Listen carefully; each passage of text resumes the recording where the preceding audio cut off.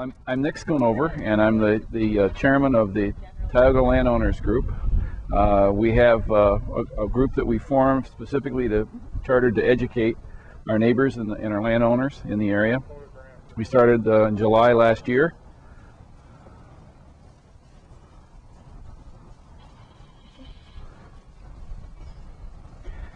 We started in July last year, and with specific purpose in mind of getting education going, because we realized there were an awful lot of people that didn't understand and were very deficient in some of the issues that were going on in gas. So we had the problem of having to educate ourselves and get up on the curve, and at the same time be prepared then to stay ahead to educate others as we went forward.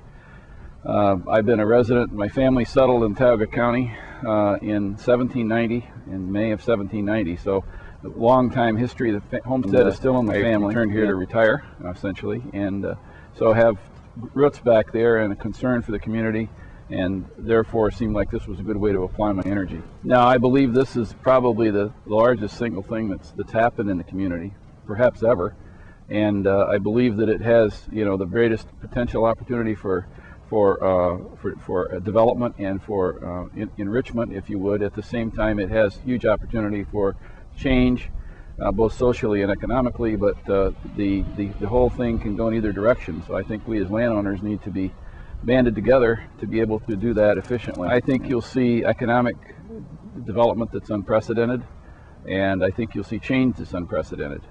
Both those elements, we have to have some concern for and management of, or we'll find ourselves that we've created a mess with what everybody is trying to work with, and that's their community and their land and their areas.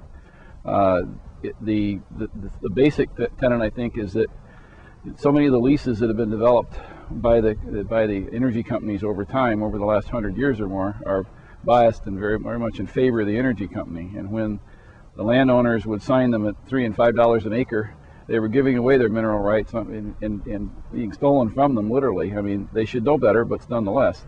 And so helping to be educated to understand the value of those minerals and what should be a good lease, and have one that's fair and equitable, because unlike the days that have gone by, as we come into the near term, this is going to become very real, and it's going to become very binding. And so where you could play funny money and have leases that you didn't care too much about, perhaps, it's now going to be an engagement that once the drilling starts on your property, that relationship that you form with the drilling company is going to continue for your lifetime and perhaps your children. So very important to make sure that's done properly.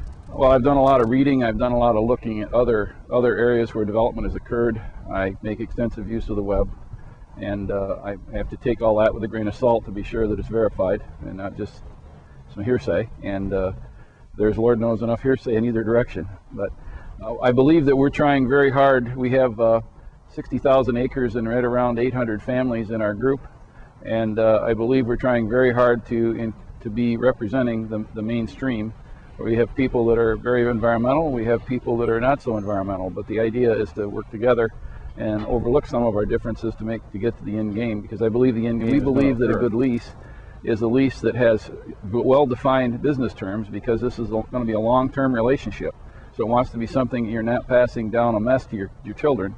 At the same time, that lease has good environmental stewardship, where we're being responsible for our properties and therefore aggregating that across our communities for our communities. And then lastly, but we obviously from our size will be able to negotiate a very effective deal. So those are the three kind of stools. We did a survey. 83% of our population, and at that point in time it was right around 500 families, all said their number one concern was protection of their property. Number two concern was protection of their water. Number three concern was getting money.